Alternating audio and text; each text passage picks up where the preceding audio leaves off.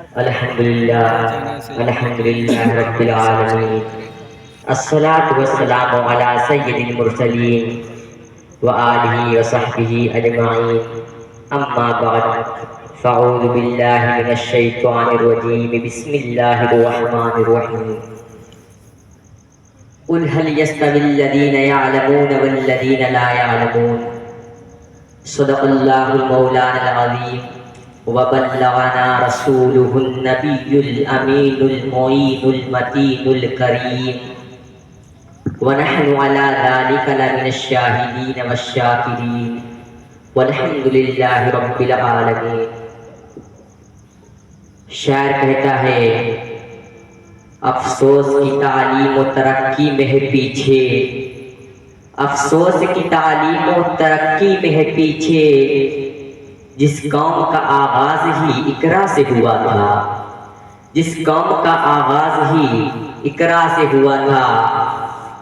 اور علم شبنم بھی ہے، موتی بھی ہے، تارا بھی ہے، علم شبنم بھی ہے، موتی بھی ہے، تارا بھی ہے، غلط ہاتھوں میں پڑ جائے تو انگارہ بھی ہے، غلط ہاتھوں میں پڑ جائے تو انگارہ بھی ہے۔ معزز سامعین اکرام، آئیے ہم اور آپ سب سے پہلے آقا نامدار، مدینے کے تاجدار، دونوں عالم کے مالک و مختار، نائب پروردگار، نبیوں کے سردار، غریبوں کے غمخوار، بے کسوں کا کس، بے بسوں کے بس، جناب احمد مجتبیٰ محمد مصطفیٰ کا ثبوت دیتے ہوئے درود شریف کا نذرانہ پیش کیے۔ بڑی آواز میں اللہم صلی علی سیدنا شفیعنا حبیبنا نبینا سیدنا مولانا محمد مبارک صلی صلو علیہ الصلوۃ والسلام علیک یا حبیبی یا رسول اللہ صلی اللہ تعالی علیہ وسلم۔ معزز سامعین اکرام، میں نے ابھی جس آیت کریمہ کی تلاوت کا شرف حاصل کیا ہے، اس میں رب کائنات ارشاد فرما رہا ہے، اے محبوب آپ کہہ دیجئے کیا علم والے اور بے علم والے برابر ہیں؟ نہیں، ہرگز نہیں، علم والے اور بے علم والے برابر نہیں ہو سکتے، کیونکہ علم روشنی ہے اور جہل تاریکی ہے، جہل تاریکی اور روشنی کبھی برابر نہیں ہو سکتی۔ علم وہ دولت ہے جو کبھی گم نہیں ہو سکتی، علم وہ دولت ہے اتنا خرچ کرو گے اتنا بڑھے گا۔ علم سے ہی انسان محدث بنتا ہے، علم سے ہی انسان مفکر بنتا ہے، علم سے ہی انسان محدث بنتا ہے، علم سے ہی انسان مجدد بنتا ہے، علم سے ہی انسان ڈاکٹر بنتا ہے، علم سے ہی انسان ویگیانک بنتا ہے، علم سے ہی انسان اپنے تعلیمات کو اپنے آپ کو پہچانواتا ہے، علم سے ہی انسان برے بھلے کو پہچانتا ہے۔ اللہ تبارک و تعالیٰ فرماتا ہے، قرآن مجید ارشاد فرما رہا ہے،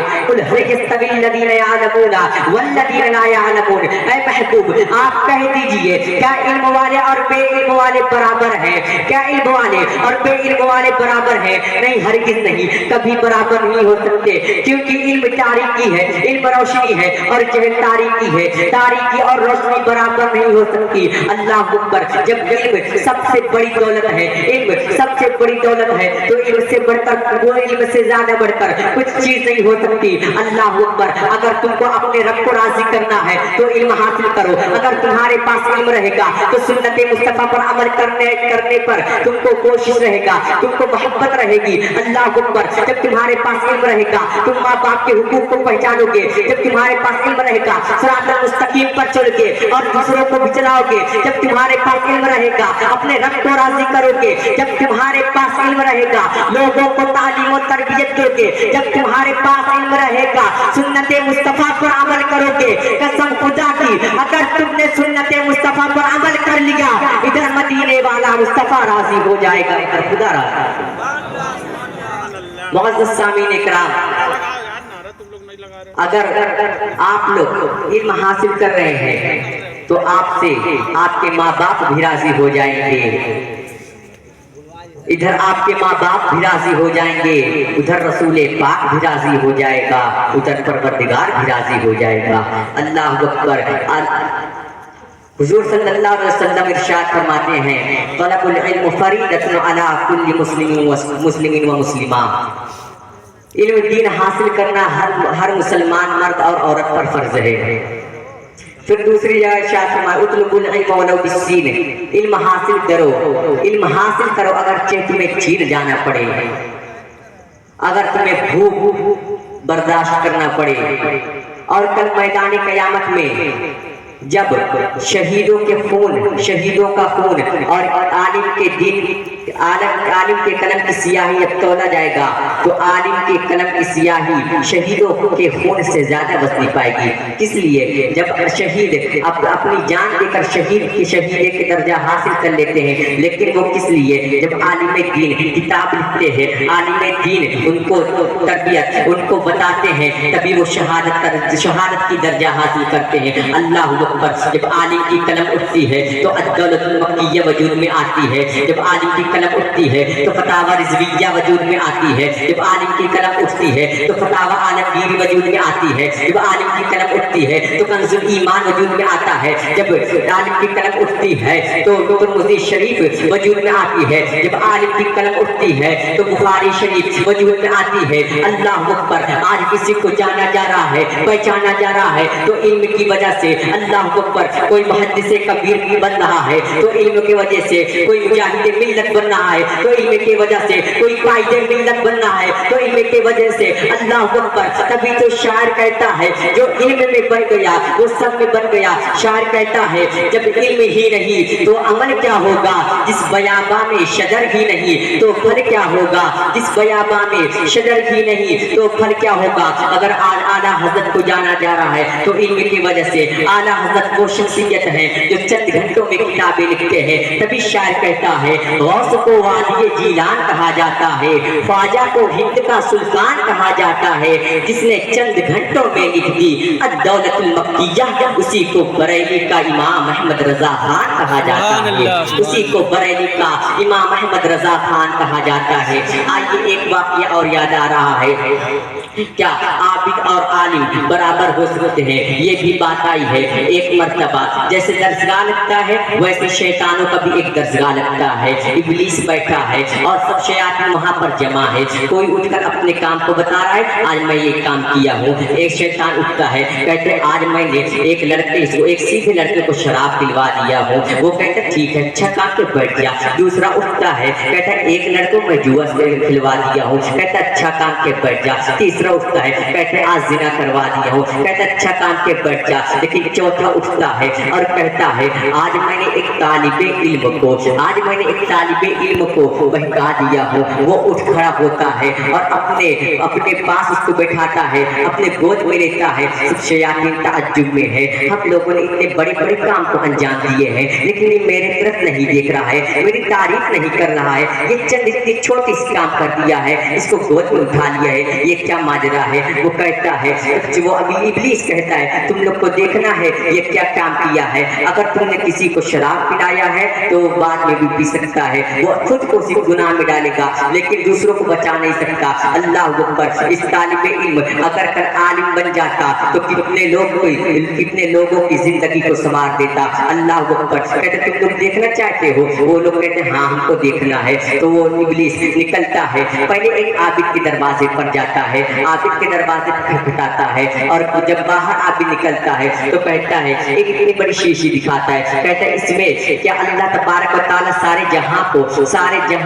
اس میں سما سکتا ہے؟ وہ عابد گمان ہو جاتا ہے، سوچنے لگتا ہے اتنا بڑا جہاں اتنی چھوٹی شیشی کیسے سما سکتا ہے؟ اللہ اکبر۔ اتنا تھا وہ اپنے عابد وہ بہک گیا، پھر کہتا ہے دیکھو یہ چند باتوں میں بہک گیا، اب چلو عالم کے پاس چلتے ہیں۔ وہ جب عالم کے پاس جاتا ہے تو عالم کو دروازے پہ کھٹکھٹاتا ہے، وہ جب باہر نکلتا ہے تو کہتا ہے یہ اتنی چھوٹی شیشی ہے، اس میں کیا اللہ تبارک و تعالیٰ پورے جہاں کو سما سکتا ہے؟ تو وہ عالم دیکھتے ہی کہتا ہے ارے ملعون تو ابلیس معلوم ہوتا ہے، جب سارے جہاں کو بنانے والا وہ رب ہے، سارے جہان کو بنانے والا خدا تبارک و تعالیٰ ہے، زمین و آسمان کا بانی خدا ہے، چرند و پرند کا بانی خدا تعالیٰ ہے، جن و انس کا بانی خدا تعالیٰ ہے، ہمیں سب کا بانی خدا تعالیٰ ہے، اس شیشی کو بنانے والا بھی خدا ہے، اس جہان کو بنانے والا वाला भी खुदा है। अबे तो ये क्या बात कर रहा है, ये शीशी तो बहुत बड़ी है, एक सुई की नोक में चाहे तो अल्लाह तबारक व तआला सारे जहान को शामिल कर सकता है। मौजूद सामीन इकराम, किसी को ईमान लाने की तौफीक मिलती है तो वो भी इल्म की वजह से मिलती है। आइए एक मुख्तसर सा वाक़या मैं पेश करता चलूं। हजरत हबीब यमनी रज़ियल्लाहु ताला अन्हु जब ईमान नहीं लाए थे तो अबू जहल ने उनको दावत दिया कि मैं जैसे खत लिखूंगा तुम्हारे पास, तुम फौरन यहाँ पे चले आना।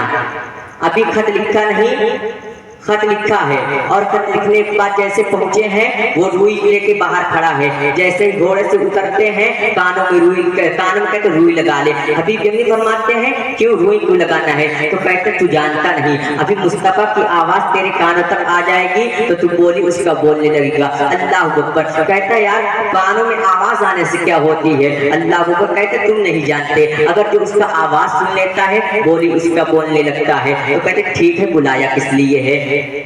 हबीब यमनी कहते, इब्लीस अबू जहल कहता है यार तू हकीम भी है और पढ़ा लिखा इंसान भी है, अक्लमंद भी है, ये रिश्ते में मेरा भतीजा जरूर लगता है लेकिन बातें बड़ा अजीब करता है, ये मेरे खुदाओं को अपने खुदा को बुरा भला कहता है। कहते ये बुत के खुदा है, ये कुछ नहीं दे सकते, क्या ये बातें सच्ची करता है? और कहता है मरने के बाद फिर जिंदा होना है। चूंकि हबीब यमनी पढ़े लिखे इंसान थे तो फरमाते हैं जिसने बिना कुछ दिए पैदा फरमा दिया, अगर वो मारने के बाद जिंदा करता है तो कौन सी बड़ी बात है? अल्लाह अकबर। कहते ठीक है, बुलाया किस लिए है? अबू जहल कहता है जरा इसका इलाज कर दे, तू हकीम है। तो कहते ठीक है, बुला उसका नब्ज पकड़ कर देख लूंगा। कहते नब्ज मत पकड़ लेना वरना काम ही खत्म हो जाएगा। कहते तू कहना क्या चाहता है? तो अबू जहल कहता है एक मर्तबा मैं गया मुस्तफा के पास, मेरे हाथ में कंकड़ थी और मैंने कहा अगर तू अल्लाह का नबी है, तू रसूलुल्लाह है तो बता मेरे हाथ में क्या है? तो मोहम्मद मुस्तफा सल्लल्लाहु अलैहि वसल्लम फरमाते हैं अगर मैं बताऊंगा तो कोई कहे शायद कोई बता दिया है, लेकिन इस मुट्ठी में रहने वाले से पूछ ले कि मैं कौन हूँ। अल्लाह अकबर। इतना कहना था। अबू जहल बहुत खुश होता है, कहता है मेरे हाथ में कंकड़ है, कंकड़ बोला नहीं करते, लेकिन अल्लाह अकबर सिर्फ इशारा हुआ नबी करीम सल्लल्लाहु अलैहि वसल्लम का, मुट्ठी से कंकड़ पड़ रहे थे। ला इलाहा इल्लल्लाह मुहम्मद रसूलुल्लाह सल्लल्लाहु अलैहि वसल्लम। जब ये कंकड़ पड़ रहे थे तो उसके बाद कहता है ठीक है चल उसके खुशबू से पहचान लूंगा। कहना सूंघ मत लेना, वो पूछता है सूंघने से क्या होगा? कहता तू नहीं जानता। एक मर्तबा एक वलिया एक बुजुर्ग आए हुजूर सल्लल्लाहु अलैहि वसल्लम के पास, फरमाते हैं हमको अपने बेटी को रुखसत करना है। मैं जब मेरी बेटी पैदा हुई तो मैं उसको मन्नत मान ली, जब मैं इसको जहेज में दुनिया की सबसे बड़ी दौलत दूंगा, लेकिन उस वक्त मैं अमीर था, अब गरीब हूँ। तो हुजूर ने एक टहनी मंगाई, अपना पसीना उसमें से खींचा और कहा जा ये अतर अपने बेटी को लगा देना और जो दामाद तेरे घर में आएगा उसको भी लगा देना। अल्लाह अकबर। वो गया है अपने बेटी को लगाया है, आने वाले दामाद को भी लगाया है। वो जब अतर लगाया, इमाम कस्तला रज़ियल्लाहु ताला अन्हु जो हुजूर के 900 साल बाद पैदा हुए हैं, वो फरमाते हैं एक मर्तबा मैं उस गली से गुजरा जिस गली में ये नस्ल आबाद थी, तो उसमें से एक बच्चा गुजरा इस नस्ल का जिसमें मोहम्मद मुस्तफा की खुशबू आ रही थी। फिर कहता है ठीक है चल उसके आंखों में आंख देख के पता लगा लेंगे। अल्लाह अकबर। कहते हैं आंख में आंख देख कर आंख में आंख मत डाल देना वरना तू बोली उसकी बोलने लगेगा। कहते तू बात कैसे करता है? फिर वो इब्लीस कहते हो अबू जहल कहता है यार बातें तो सच्ची करता है, लेकिन एक मर्तबा मोहम्मद मुस्तफा के चेहरे से बिलाल की नजर टकरा गई थी। पूरे मक्के ने मारा, यहाँ तक मैंने मार के कहा कि मोहम्मद के दामन को छोड़ दे। वो पूरा मक्का छोड़ने को तैयार था लेकिन मोहम्मद के दामन छोड़ने को तैयार ही नहीं था। कहते ठीक है। वो अपना सामान सामान उठाता है और जाने लगता है। कहता है रुको यार, सब्र करो, थोड़ा सोच कर करते हैं। फिर बैठते हैं, कहते हैं ऐसा करो उसके घर चलते हैं। फिर अबू जहल कहते नहीं, उसके घर में उसको ही अपने घर बुला लेते हैं। जब हुजूर को दावत मिला कि अबू जहल के घर हुजूर को जाना है, हुजूर रंजीदा हुए कि अबू जहल के घर मुझको जाना है, तो खुदा तबारक व तआला फरमाता है ऐ महबूब तू दुखी क्यों हो रहा है? घर तो उसका है लेकिन चर्चा तेरा ही होगा। घर अबू जहल का है लेकिन चर्चा तेरा होगा। अल्लाह अकबर। आप चंद साथियों के साथ जब जा रहे हैं तो अबू जहल यहाँ प्लान बना रहा है। कहना वो आते हैं तो लोग खड़े हो जाते हैं, खड़े मत हो जाना, आज उसकी औकात बता देना कि उसकी औकात क्या है। अल्लाह अकबर। ये प्लान बनना है। उधर रब फरमा रहा है जिब्रील जी रब्बे जलील, आज अबू जहल के घर मेरा महबूब जा रहा है, वहाँ प्लानिंग हो रही है। जब महबूब आएंगे कोई खड़े मत हो जाना। अल्लाह अकबर। महबूब मेरा जिसे मैं चाहूँ वो खड़ा होगा, अगर जो खड़े ना होना उसके कान पकड़ खड़ा कर देना। मेरे महबूब आ रहे हैं। जैसे ही पहला कदम रखे हैं अबू जहल शैबा को देख रहा है, शैबा उत्बा को देख रहा है, कोई खड़े मत हो जाना, मेरे महबूब कदम रखे हैं।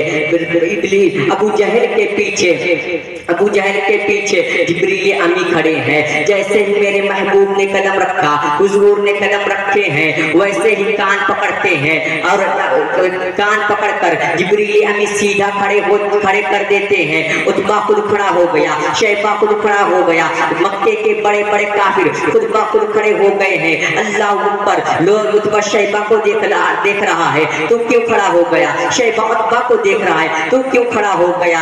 सब खुद ही कह रहा है अरे अबू जहल तू क्यों खड़ा हो गया? अबू जहल ने कहा मुझको नहीं मालूम मैं कैसे खड़ा हो गया। इतने में हबीब यमनी बोल उठे कि बेशक मेरे महबूब सच्चे हैं और तुम लोग झूठे हो, क्योंकि जादूगर का जादू आसमान पे नहीं चलता, जमीन पे चलता है। तुझे कोई और नहीं बल्कि परवरदिगार आलम ने खड़ा किया है। फिर हबीब यमनी फरमाते हैं ऐ मुस्तफा सल्लल्लाहु अलैहि वसल्लम, हमको चंद बातें हम तो सवाल करेंगे और उनमें से एक सवाल हम करेंगे और आप जवाब देंगे और दूसरा सवाल भी आप बताएंगे और जवाब भी आप देंगे, क्योंकि जो नबी होता है उसको इल्म का भी गैब होता है, इल्म की भी पता होता है, गैब भी पता होता है। अल्लाह अकबर।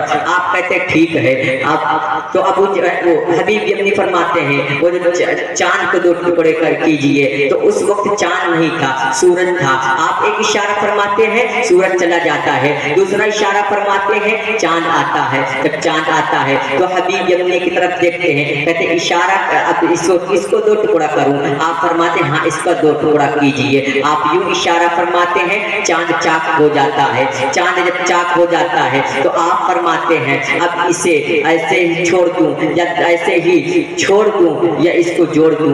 आप फरमाते हैं इसे जोड़ भी दीजिए। अब आप फरमाते हैं आप दूसरा सवाल भी करिए और जवाब भी दीजिए। अल्लाह अकबर। आप कहते हैं तेरे दिल में है, तेरी एक बेटी है जो हाथ से लूली है, आंख से अंधी है, पैर से लंगड़ी है, हर चीज है, उसके बहरी भी है, उसके पास कुछ नहीं है। तू चाहता है कि उसको शिफा हो जाए, जब अल्लाह तबारक व तआला उसको शिफा कर दिया है। अल्लाह अकबर। इतना कहना था। हबीब यमनी रज़ियल्लाहु तआला अन्हु वहां से चलते हैं, मुल्क यमन में जब आते हैं तो देखते हैं उनकी बेटी बिल्कुल जब दरवाजा खटखटाते हैं, वही बेटी जो लंगड़ी थी, वही बेटी जो अंधी थी, वही बेटी जो बहरी थी आके दरवाजा खोल रही है। ये खुश हो जाते हैं, कहती है बेटी मैं बहुत खुश नसीब हूँ, बहुत खुश नसीब हूँ, जाके मदीने वाले मुस्तफा से उसके हाथ पर बैयत करके कलिमा पढ़ के आया हूँ। तो बेटी कहती है अब्बू जान आप नसीब वाले नहीं बल्कि आपसे ज्यादा नसीब वाले तो मैं हूँ। आप वहाँ पे जाके